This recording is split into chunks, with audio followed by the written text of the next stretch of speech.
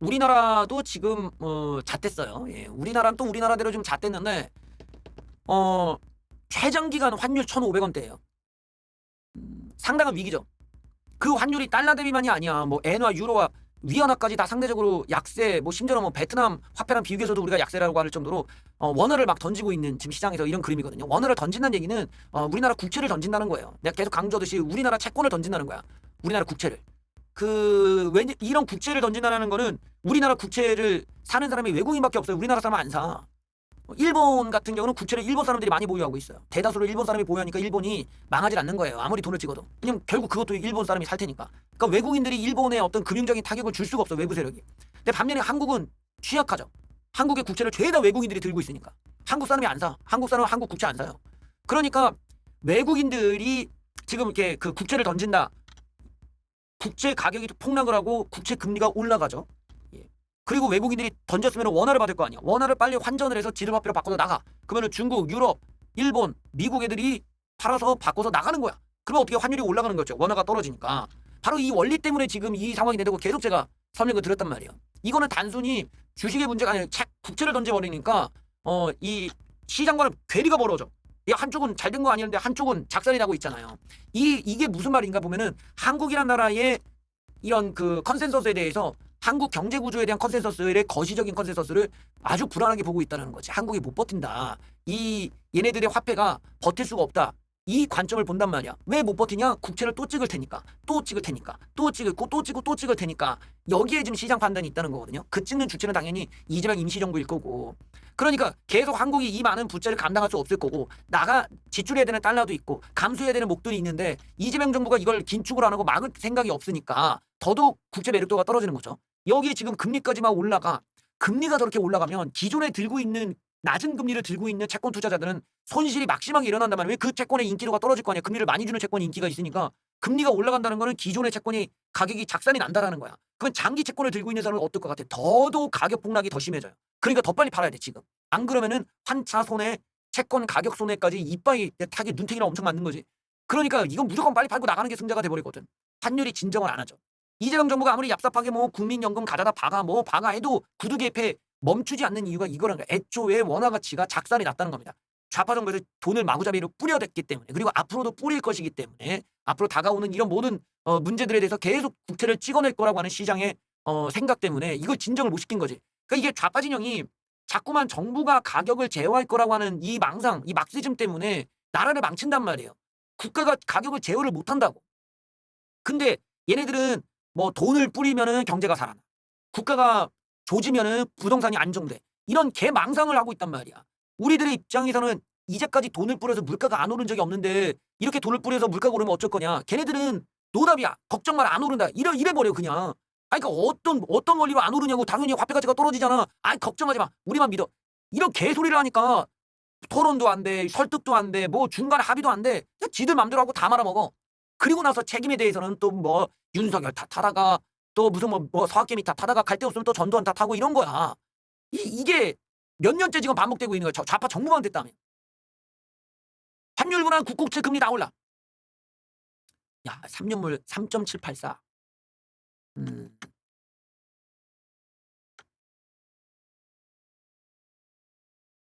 환율 급등 하락막. 상당한 변동성을 보이는데 국고채 금리가 일제히 상승을 하였다.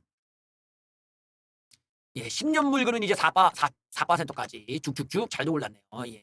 이 얘기는 이제 우리도 미래에는 4% 금리도 볼 수 있겠구나. 외국인들이 이제 매도를 많이 쳤다 이건데, 우리가 이런 뉴스들이 이제 거시경제에 영향을 주고 있고 우리나라에 대한 평가가 다 들어가 있는 거죠. 환율이 그 진정을 못한다라는 이야기는 이것으로 인한 누적된 어떤 물가 상승률이라는 게 앞으로 이제 점점점 계속 그 물가 상승이라는 뉴스가 계속 오고 한국은 금리를 이거밖에 안 올릴 거냐, 더 올려야 된다, 이제 이렇게 압박을 받는 거야. 그러면 이제 7월 달에 금리 올리기로 했는데 그 금리가 0.25% 올렸다. 이러면 시장이 야 너희들 그거 갖고 안 되기는 하고 또 불안해갖고 난리가 날 수가 있어. 또 빅스텝으로 뭐 0.5%로 올렸다. 그러면 또 이렇게 금리가 빨리 오르니까 국채가 또 난리가 나서 더 빨리 매도를 칠 수가 있어. 환율이 진정할 수 있는 여지가 없는 거야. 미리 정부가 우리는 국채 안 찍을 거다. 우리는 돈 안 뿌릴 거다. 걱정 마세요. 이러고 시장을 안심을 시켜야 되는데 그 단계 없어. 그 단계. 시장을 안심이 어디 있어. 그냥 정부가 마음대로 다 조지겠다는데. 이재명 와가지고 한다는 소리 보세요. 지지율 하락이라는 거는 대통령 마음이 흔든다는 거 아니겠는가. 음흉하게 받아들이겠다 라면서 지지율 떨어지는 것에 대한 이야기를 하고 있어. 환율이 올라가고 우리나라 화폐 가치가 떨어지는 것에 대해서 고민하는 게 아니라 지지율 얘기하고 있는 정말 한가해. 선거 기점으로 보면은 나는 비우는 게 없으나 국성도 변하는 게 없으나 예 작은 성과들이 지 성과가 있대요. 그런데 지지율이 폭락을 한다. 음흉하게 받아들인다. 대통령 나를 마음에 안 들어하는 사람이 늘어난 거 어느겠는가. 그러면서 뭐라고 하냐. 분석을 이렇게 합니다. 민주당은 지켜가면서 원수 싸우듯 하지 마라. 패싸움하면 되겠냐. 참. 이재명이 더불어민주당 내부 갈등을 겨냥해 원수 싸우듯 하지 마라. 승세하는 게 아니라 패싸움을 하고 있다. 예, 이 정청래 친노 진영과 친 이재명계가 싸우니까 비판을 했다. 예, 자기의 지지율 떨어지고 있는 배경에 당내 갈등이 주요 원인이라고 한 거. 이 의식 자체 봐. 이게 맞냐 이거야. 아니 참 쟤는 자기 지지율이 왜 떨어지는지도 모르는데 과연 우리의 국가적인 아젠다를 해결할 능력이 있겠냐고. 선거일을 기점으로 지지율이 폭락을 하고 있다. 먹고 살기 힘들이 왜 싸우고 뭘 가지고 싸우냐? 아니 지가 먹고 살기 힘들게 만들어 놓고서 누구 탓을 하는 거야? 이게 문제라는 거야. 이게. 얘네들은 자기의 책임을 인정하지 않아요. 우리가 말한 게 이재명 정부가 부동산 정책 냈을 때도 이 환율에 대한 것도 얘네들이 무슨 행정부가 돈을 마구잡이로 뿌려대는 그 소비 쿠폰 할 때도 재명아 너가 이러면은 물가가 오른다. 물가가 오르면 금리도 올라가고 이러면은 환율이 진정을 못할 수가 있다. 그 환율이 저렇게 올라가면 계속 수입 물가가 올라가는 거 거기다가 돈까지 뿌리는 놈이 어딨냐. 이럴 때는 긴축을 해야 될 거 아니냐. 말을 안 들어. 근데 결과가 이렇게 나와도 지들이 옳았다라는 거야. 그걸 성과라고 얘기하고. 부동산은 뭐 안정되냐? 재명아 전세를 없애면 당연히 월세가 오르고 매매가가 오르지. 전세를 없애는데 어떻게 집값이 떨어지냐. 말이 되냐 너? 그런데도 성과라고 하고 부끄러움이 없어. 부끄러움. 이게 정말 큰 위기죠. 뭐가 잘못됐는지 잘못에 대한 반성, 부끄러움을 느끼지 못하는 이런 염치 없는 인간이 결정권자가 되어 있다는 게 가장 큰 리스크야. 그래서 우리가 이런 경제 문제, 지금 부동산 문제니 환율 문제를 해결하겠다. 이재명이 하야를 해야 되는 거예요. 아 내가 역량이 안 됩니다. 여러분들 내려오겠으면 내려와야 돼. 그냥 지가. 탄핵도 길어. 그냥 지가 내려오면 알아서 안정될 수 있어. 시장이 기대를 갖고 야 이제 좀 바뀌나 보다. 근데 저런 식으로 애가 전혀 반성이 없이 민주당 타선한다. 그러면 시장이 뭐라고 보겠냐고. 이제까지 시장이 말한 건 이재명 네가 문제라고 얘기한 거야. 네가. 근데 지 문제는 아니라면 시장이 이거 노답이구나. 아직 몇 년 더 가겠구나. 그러면 시장이 더 악화될 수밖에 없겠죠. 결국 환율이 진정을 못한다라는 예상이 또 가능할 수 있겠습니다. 투표용지가 부족해서 난리가 났어요. 헌법소원을 걸었습니다. 예, 기각당했어요. 예. 자기 관련성이 없어. 일반 시민이 청구했는데 네가 뭔 상관이야 이러고 이제 각하됐다는 거예요. 되게 근데 웃기는 사건이지. 상관도 없는 사람이 왜 지가 참정권을 침해하겠다고 하는 거야? 예. 하여튼 참정권을 침해하겠다는 일반인의 헌법소원 그냥 각하돼 버렸습니다. 아예 적격성이 없다라는 거지. 너는 당사자던인데 네가 무슨 참정권 침해야 이러고 바로 잘라줬다라는 겁니다. 예. 헌법소원은 공권력의 행사 또는 불행사로 인해 청구인 자신의 기본권이 침해된 경우를 제기할 수 있는 건데 단순히 선거관리 전반에 문제가 있었다거나 사회적으로 중대한 사안이나 이유만으로는 헌법소원 청구가 되지 않는다. 청구인은 자신의 주소지를 관할하는 선관위에서 투표용지를 부족하게 준비했다는 등의 소명을 했어야 한다. 자신의 주소지를 포함하는 지역의 투표소에서 투표용지가 부족했다거나 투표가 중단됐다는 사실을 찾아볼 수가 없다. 아무 상관도 없는 인간이 왜 나대냐고. 이게 웃기잖아 지금. 내가 뭐라고 했어. 이 사건이 있을 때 사건 관계자가 나대야 된단 말이야. 왜 사건 관계자랑 아무 관련도 없는 놈들이 왜 태극기 성적이 이스라엘 국기 들고 지들이 왜 까불치는 거야? 지들이 침해당할 게 뭐가 있어? 침해당했다고 하는 잠실 투표소 그 주민들이 나와서 내가 투표를 못했소이다. 내가 뭐 번호표도 적고 10시까지 갔는데 그냥 문을 닫았더라고요. 아니 내가 기다렸는데 내가 투표를 못했소이다. 라고 얘기를 해야 이게 성립이 될 거 아니야. 아무 피해자가 아닌 사람이 왜 지가 난리야. 그래서 내가 이거 초장부터 지적한 게 피해자를 데려오라고 얘기한 거야. 참정권을 침해당했다는 그 당사자가 시위의 중심에 서가지고 얘기를 하면 이해라도 되지. 그 사람이 헌법소원을 걸어야지. 그 사람이 소송을 해야지. 그래야 판사들이 그래 자격 있네. 자 피해를 봅시다. 당신이 그래서 5시 반까지 갔는데 투표용지가 부족했군요. 아 그런데 바로 앞에서 그냥 커팅이 돼갖고 투표를 못 하셨군요. 이거는 행정부가 잘못했구만. 행정을 잘못 처리했네. 그러면 이게 무효가 되겠네. 뭔가 맥락이 이렇게 딱딱딱 떨어져야 되는데 뭐냐? 지지역에 부족하지도 않은 지지역에서 부족하지도 않았던 인간이 참정권 침해 장난해? 참정권 침해가 뭔지도 모르는 인간이 간 거 아니야. 그런 인간들이 지금 여기에 개거품을 물고 막 난리를 친다는 꼴이잖아 지금. 그게 입증된 거 아니야. 각각의 투표소에서 자기네들이 투표를 내가 못했다. 결과적으로 내가 못했다. 나는 참정권을 침해당했다. 라는 사람이 하셔야 됩니다. 안 그러면 다 족족 다 기각이야. 다 기각. 자격이 없잖아. 니들이 참정권 침해를 당한 경험도 없는 사람들이 왜 저런 걸 하냐 이거지. 고소고발하든 뭐를 하든 다 피해가 있어야 될 거 아니야. 피해도 없는 사람들이 왜 지들이 나서. 그러니까 저렇게 우스꽝스러운 장면이 연출되는 거 아니야. 그러니까 저런 시위 집회라는 거는 아무것도 해결이 안 돼. 왜 길바닥에서 떼법을 부리냐고 좌빨마냥. 머리를 굴리면은 모든 것들은 다 법정에서 처벌이 가능할 때 시너지가 생기는 거 아니겠어요? 우리가 예를 들어서 어떤 뭐 좌빨 대통령 새끼가 뇌물을 받아 처먹었어. 이거는 볼 것도 없어. 100%야. 그러면 길바닥에 나가서 특검 받아라 처벌 받자 이러면은 우리도 모두가 나가서 얘기할 만하지. 왜? 이거는 사법 처벌이 거의 100%니까. 그러면 시너지가 확확 생기지. 그래서 먼저 법적인 처벌을 전제로 해서 길바닥에 나가든지 하는 게 이게 순서인데 아니 법적으로 될지 안 될지를 생각도 안 하고 떼법을 부리면 누가 들어줘. 그건 완전 공산당 되는 건데 니들이 뭔데 공안이 뭐야. 왜 그런 집단적으로 지들끼리 뭉쳐가지고 깨백거리는 그런 놈들의 말을 누가 들어줘야 돼. 법이 있는데 우리가 그딴 놈들의 말에 뭐 겁먹고 뭐 굴복하고 거기에 들어줘야 돼. 그딴 거 없어요. 그건 공산주의지. 그러니까 항상 이런 부분에서 법적인 소송을 먼저 걸고 그거를 승리할 수 있는 증거들을 확보하고 그 다음에 어떤 정치적인 선동을 하든지 뭐 그걸로 길바닥에서 뭘 하든지 액션을 하면 모르겠는데 그런 게 준비되지 않은 사람이 저렇게 어설프게 하니까 바로 각합 개망신 끝. 이게 뭐냐는 거야. 얼마나 여기에 대한 지식과 경험이 떨어진 사람들이 저런 데에 참여했는지를 보여주기만 할 거 아니야. 우스꽝스러운 모습인 거죠. 그래서 지금이라도 피해자들을 모아야 돼.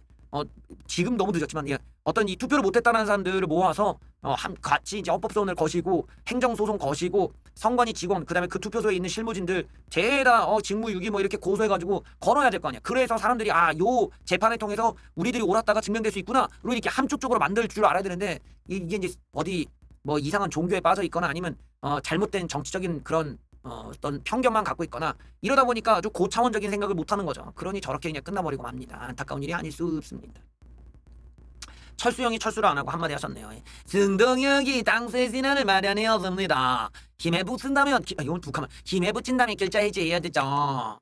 예, 정동혁이 결과를 제시할 책임도 있고요. 수도권 목소리 경청해야 되고요. 예, 역시 철수형도 이제 장동혁 보고 철수하라고 알고 계시네요. 예. 다음 총선에서 회복의 전기를 어떻게 마련할 것인지를 제시해야 됩니다. 예. 그 미련 없이 결자 해제하셔야죠. 국정조사 되는데 국정조사에 집중해야죠. 지도부의 거치 문제 결론 내는 것도 중요합니다.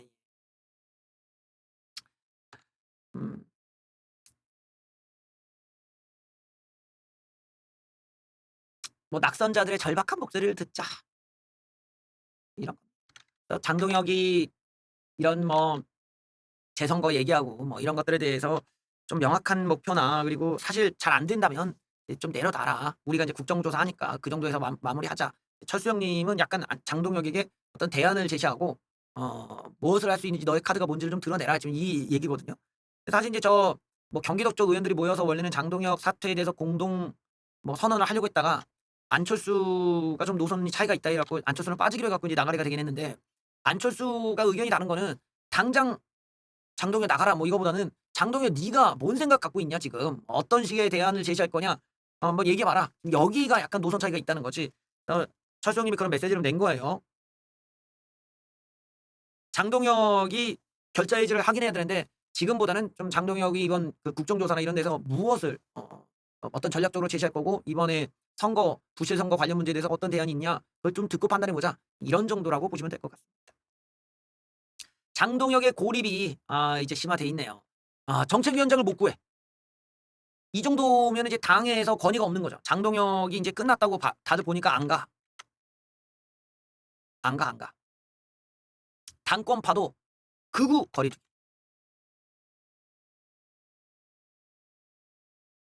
장동혁 지도부는 신임 정책위 의장 임명에 난항을 겪고 있다. 예. 2주가 지났는데도 자리가 공석이다.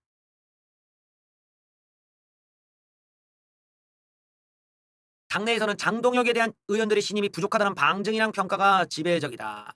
장동혁과 정점식의 불편한 기류가 반영된 거 아니냐는 해석도 있다. 정점식은 이런 당 지도부 노선과 선거 전략 등을 두고 이견을 드러내온 것으로 전해진다. 정점식은 바로 즉각 퇴진은 부정적이지만 장동혁이 임기를 다 채우는 것도 회의적이다. 이건 그래서 아마 이제 연말이나 내년 초쯤에 이제 나가는 걸로 하자. 이런 게 지금 어느 정도 자기네끼리 말을 맞추고 있다는 썰이 돌고는 있어요. 그래서 어쨌든 간에 중지가 모여진다면 정점식이 직접 장동혁에게 나가라고 얘기할 수도 있다라는 겁니다. 특히 이제 이런 식으로 어떤 그 장동혁과 이 지도부 일부가 조금 이제 극단적인 주장에 동조하는 것처럼 비춰지는 것에 대한 우려가 있다.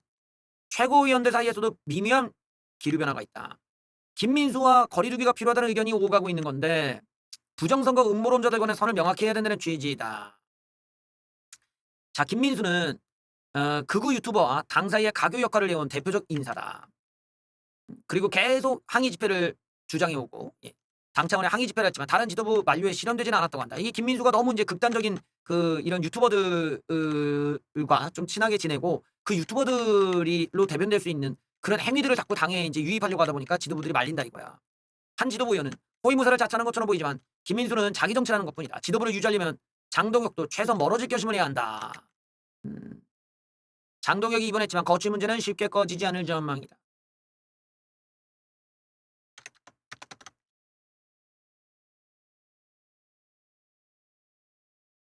이게 장동혁이 저런 식으로 부정선거를 외치는 사람들과 가까워지고 또 그런 주장들을 이제 입 밖에 내게 되고 또 표면화시켰다라는 거는 그만큼 급하다는 거잖아요. 갈 데가 없다 보니까 거의 속된 말로 먹어서는 안 되는 물을 바닷물까지 막 이제 먹게 되면 더 목이 말라서 금방 가는 거잖아. 그럼 결국 이제 그런 식이지. 소금물을 먹게 돼 갖고 어떻게 보면 좀 생명 연장에는 도움이 안 되는 지금 행동을 하고 있고 그게 빌미가 돼서 당에도 좀 도움이 안 되지만 장동혁의 그런 미래 정치에도 큰 악재가 되는 거죠. 장동혁이 강구한 거는 그런 부정선거를 외치는 사람들이 마치 무슨 장동혁의 팬인 양, 장동혁의 충성을 다하는 사람인 양 착각을 하고 있다는 거야. 이게 되게 위험한 지점이거든요. 그 사람들은 장동혁이 어떻게 되든 알 바가 아니거든. 장동혁은 그냥 그 사람들 입장에서는 이용하는 일종의 뭐랄까 그냥 부품에 불과한 거지. 자기네들에게 목소리를 내주고 그냥 장동혁 잘했다 이래주는 거고 또 그냥 애가 힘이 없으면 그냥 바로 버려버리니까 이런 지점에서 그건 팬이 아닌 거야. 그거는 한동훈이 누리고 있는 팬덤과는 다르지. 어떤 지금 장동혁이 부정선거를 외쳐서 거기에 장동혁을 외치는 인간들은 예를 들어 장동혁이 출마한다고 장동혁을 위해 뭐 시장 가서 떡볶이를 사주거나 뭐 사람들에게 명함을 돌리면서 좀 우리 장동혁 후보 좀 잘 좀 봐주십시오 이래 줄 생각이 1도 없는 인간들이거든. 오직 그들은 자신들이 믿는 종교 거기에 사이비 목사 그런 교리 이딴 것만 중요한 사이비 종교 광진도들이지 장동혁을 추종하는 사람이 아니라는 거야. 근데 장동혁은 그렇게나마 되게 궁색한 거죠. 그렇게나마 자기를 환영해 줄 수 있는 공간을 찾는데 그게 거기밖에 없어. 즉 부정선거만 얘기해주면 박수 쳐주는 그런 덜 떨어진 인간들 사이에 서 있는 거 말고는 없다는 거야. 이게 장동혁이 얼마나 이 공공한 상황인지를 잘 보여주는 상징적 장면이잖아요. 그러니까 어떻게 보면 장동혁이 버텨도 이건 이미 그 죽어있는 권력이고 이미 레인덕이 이미 지나면 레인덕이 아니라 데드덕이야. 데드덕. 당대표가 이미 데드야. 갔어. 하늘나라 가셨어. 그래서 더 이상 기능하지 못한다. 이런 상황에서 사실 쓸 수 있는 것들은 무엇이냐? 이제 막말이죠. 막말이 막 나오는 거예요. 나이도 한참 어린 뭐 이런 그 비서실장이 뭐 말을 막 한다던가 관련자들이 막 말을 막 한다던가 이런 게 터져 나옵니다. 왜냐면 마지막 발악을 해야 되잖아. 우리는 죽지 않았어라고 막 메시지를 내야 되는데 이런 게 과거에도 그랬지만 이제 마지막 발악으로 나옵니다. 어떻게 보면 좀 그 권력의 속성이기도 하고 이 몰락을 하는 권력 그 세력들의 또 비참한 또 현실을 잘 보여주는 거죠. 장동혁이 임명한 국민의힘 대변인이라는 사람이 뭐라고 하고 있냐? 오세훈은 유죄 가능성이 있다. 한동훈은 개그맨이다. 그래요. 그 한동훈은 그렇다 치고 오세훈은 왜 때리는 걸까요? 이게 국민의힘 대변인이래. 민주당도 아니고.